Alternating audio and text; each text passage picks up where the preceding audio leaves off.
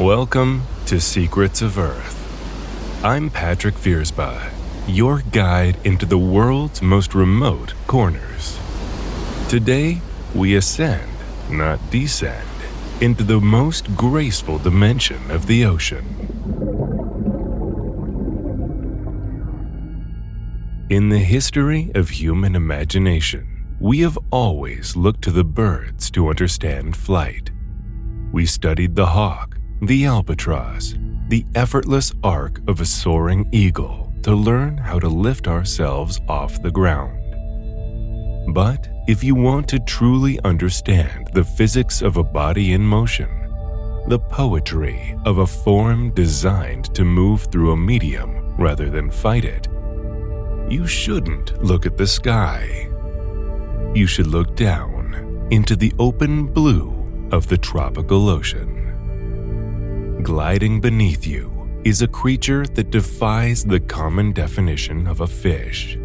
It doesn't dart, it soars. It doesn't wiggle and pump. It banks, adjusting its trim with the smallest flexion of a wingtip, reading the invisible architecture of a current the way a bird reads a thermal. With a wingspan reaching nearly 29 feet, wider than many small aircraft, the Giant Oceanic Manta Ray is the closest thing our planet has to a living stealth bomber.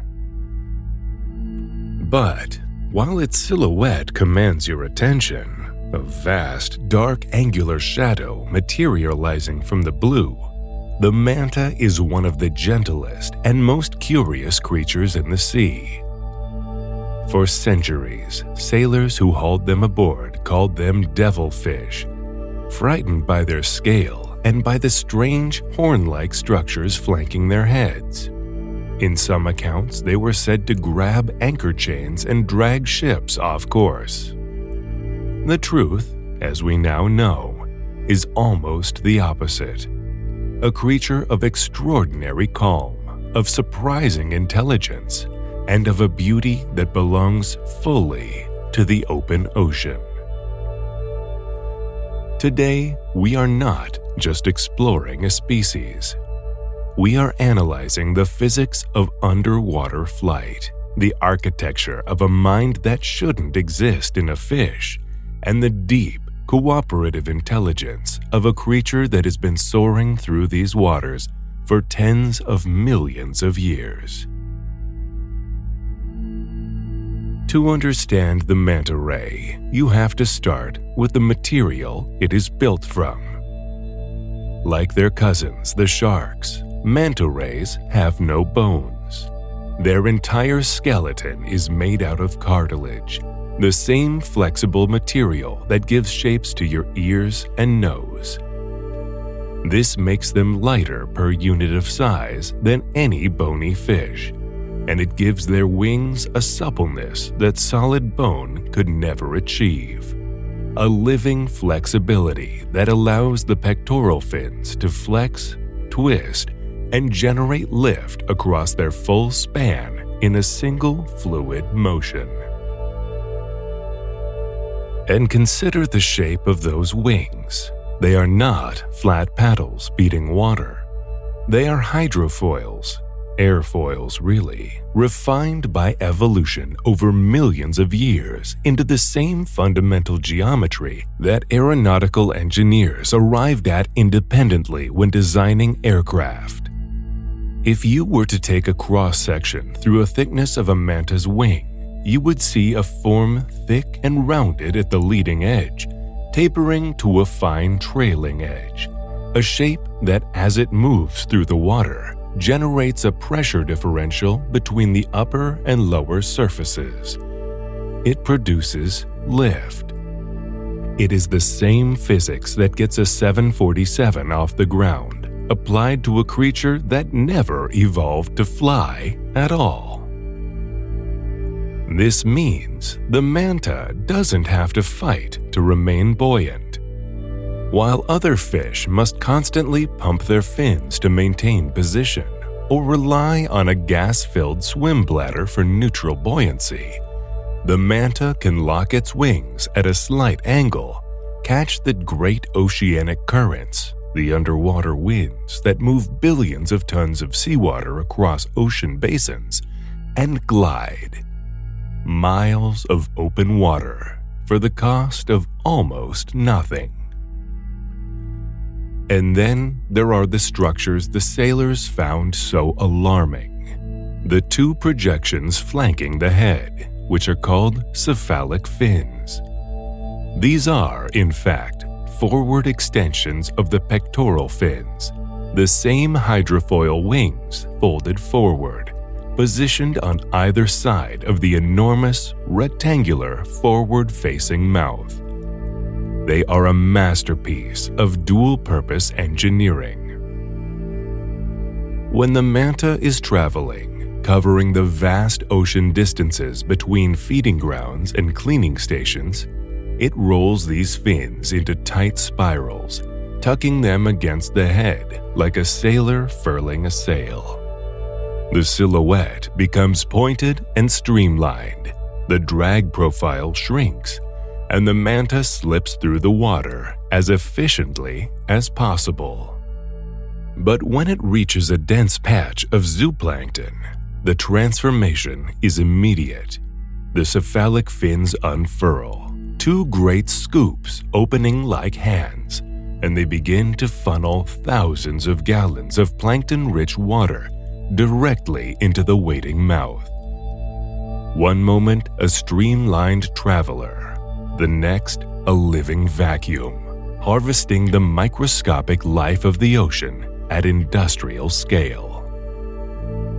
Inside that cavernous mouth, the water passes over comb-like gill raker plates, complex interlocking structures made of cartilage that act as filters, trapping the tiny zooplankton as the water streams through the gills. The food is concentrated, channeled, swallowed. At peak feeding, a single manta can process hundreds of tons of seawater in a day, extracting from it the tiny crustaceans, fish eggs, and copepods that fuel this immense body. This design, the hydrofoil wing, the retractable funnels, the gill raker filter, is not the product of recent evolution. The manta lineage has been present in the fossil record for roughly 20 million years. A form so aerodynamically and hydrodynamically complete that evolution has seen little reason to substantially revise it. We tend to fall into the trap of thinking that intelligence is a trait reserved for mammals. We look at fish as cold, instinct-driven machines governed only by the imperatives of eating and avoiding being eaten. But the manta ray is a radical challenge to that assumption and to the very definition of where intelligence lives. Inside the skull of a giant manta is something that shouldn't be there by most assumptions about fish biology. The largest brain relative to body size of any fish species on Earth. Not just large in absolute terms, though that is true. A fist-sized organ in a creature that can weigh over 5,000 pounds, but large in proportion. The manta's encephalization quotient, the measure of brain size relative to body mass that scientists use as a rough proxy for cognitive capacity, is closer to some birds and primates than it is to most other fish. But the architecture of that brain matters as much as the size. The manta's brain is physically warmer than the surrounding tissue. Like the great white shark, the manta uses a system of blood vessels around its brain and eyes to retain metabolic heat, keeping its most computationally intensive organs running faster and more efficiently than the cold water around it would otherwise allow. The warmth is not accidental. It is a feature. It is why researchers believe the manta can do things that cold brains cannot. In 2016, marine biologist Celia Ari presented 2 captive giant manta rays with a mirror in their tank and documented what happened. What she observed was striking. Rather than attacking the reflection, treating it as a rival, the way most fish respond, the mantas exhibited a suite of unusual, repetitive behaviors that looked remarkably like what dolphins and great apes show when confronted with their own reflections: contingency checking, rolling and unrolling their cephalic fins in front of the mirror at a rate 10 times higher than usual, blowing bubbles, turning to expose different parts of their body to the glass.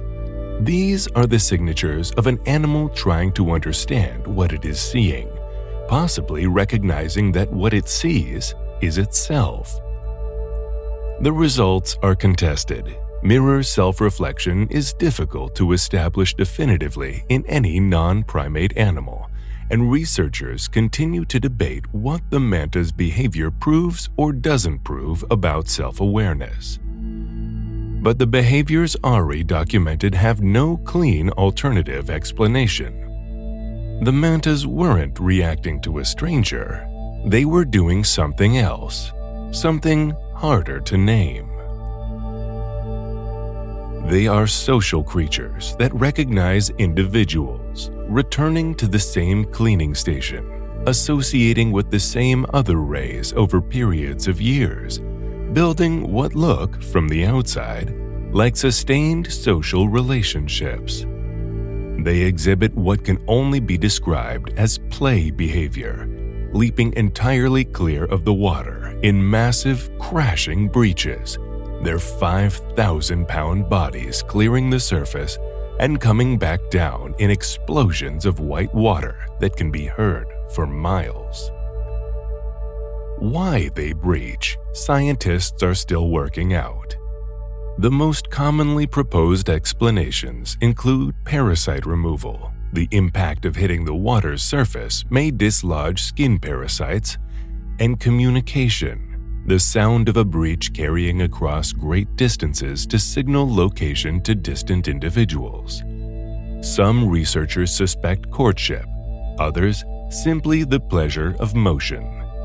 What is clear is that these animals do not spend all their time maximally efficient. They have room in their lives for behaviors that serve no obvious survival function. They have, in a word, curiosity. That is a rare thing in fish. It is a reminder that intelligence, in its many forms, is not the exclusive property of the warm-blooded. The manta's intelligence is perhaps most visible in the rituals surrounding the cleaning stations. The open ocean is not kind to large, slow-moving surfaces. Any creature that travels continuously through thousands of miles of sea accumulates passengers, parasites embedding in the skin, bacteria colonizing the gill folds, remoras anchoring themselves to the wing surfaces and feeding opportunistically. A manta ray in full oceanic health has to manage this biological load constantly. The solution is a social contract that plays out daily at special coral outcrops and seamounts scattered across the tropical ocean. These are the cleaning stations, known locations often passed down within populations across generations, where cleaner fish wait for clients. When a manta approaches a cleaning station, it performs what researchers call a solicitation display. It slows, reducing its great wings to a near stall, hanging in the current with its mouth slightly open, its cephalic fins partially unfurled. The posture is unmistakable to the cleaner fish, wrasse, butterfly fish, angelfish, that have been waiting on the coral below.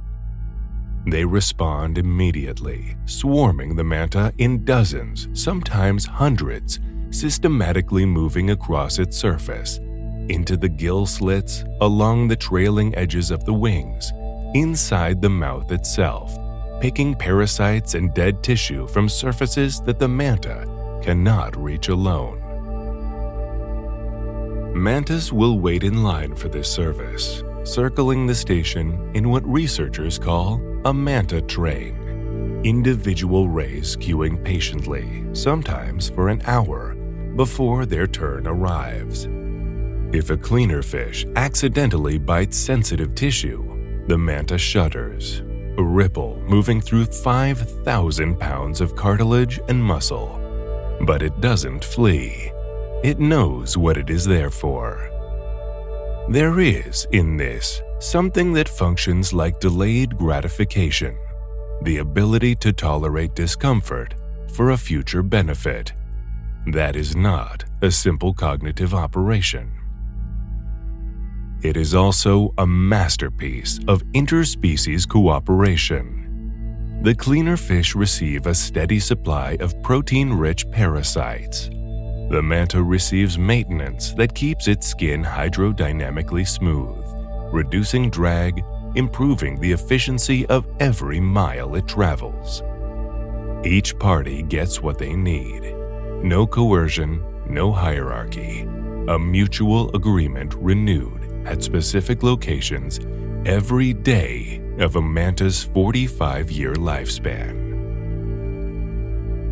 But the most extraordinary feeding behavior the manta performs happens when the conditions are exactly right, when an unusual concentration of zooplankton is carried by tide or current into a bay or lagoon and becomes dense enough to make cooperative feeding worthwhile. When this happens, documented most famously at Hanufuru Bay in the Maldives and at a handful of other sites in Fiji and elsewhere, the mantas do something remarkable. Something that looks, to the first-time observer, like a choreographed performance, but is in fact one of the ocean's most efficient feeding machines. It begins with chain feeding. Individual mantas aligning behind each other, mouth to tail, gliding through a plankton cloud in a column, each one filtering the water that has been slightly concentrated by the body of the animal ahead of it. Then the lead animal curves. It arcs back toward the trailing end of the chain. The circle closes. More mantas join. The circle tightens. The column builds vertically through the water, animals stacking above one another, until there are dozens, sometimes as many as 150 individual manta rays, circling in a vortex that reaches 15 to 20 meters across and drops from the surface to the seafloor below. The formation always rotates counterclockwise when viewed from above, a consistency that suggests coordinated behavior rather than accident. The rotating mass of bodies creates a gentle current, a mini eddy that draws zooplankton inward toward the center, concentrating it further and feeding it into the open mouths of 150 circling mantas simultaneously. This is what researchers call the cyclone, a living vortex that produces a result no individual manta could achieve alone. The hydrodynamic concentration of prey that is otherwise too dilute to feed on efficiently. It is collective intelligence in action, a group of individually large-brained animals using coordinated movement to solve a fluid dynamics problem that would defeat any one of them. It is the physics of hunger, solved by cooperation. To see a manta ray in the wild is to see a creature that has solved with extraordinary elegance most of the problems the ocean poses. They are patient, long-lived. Some individuals have been tracked for over 45 years. They are intelligent and socially complex. They cooperate. They play. They may, in some sense we do not yet fully understand, recognize themselves. And yet, they are endangered. Because they grow slowly and produce only one pup every 2 to 3 years, manta populations cannot quickly recover from losses. They are hunted in some parts of the world for their gill raker plates, which are sold in traditional medicine markets under claims that have no scientific basis. They are struck by vessel traffic that crosses their migratory routes. They become entangled in fishing gear never designed for something this large. When we lose a manta, we lose an animal that may have known that specific stretch of ocean for 40 years. We lose a node in a social network. We lose a mind that was doing something in front of that mirror that we do not yet know how to name. But there is reason to hope. International protections for manta rays have expanded significantly. The evidence that these animals are worth far more alive to research, to tourism, to the health of the ecosystems they move through is growing. And the more people that understand what a manta actually is, the harder it becomes to see them as anything but irreplaceable. We share this planet with millions of stories, most of them unfolding in the silence of the deep or the shadows of the canopy. Thank you for journeying with me into the world of the manta ray. I'm Patrick Viersba. There are many secrets of Earth, if you only know where to listen. I'll see you on the next horizon. Until then, follow our coordinates by subscribing to or following the show. It ensures you never miss a step into the unknown.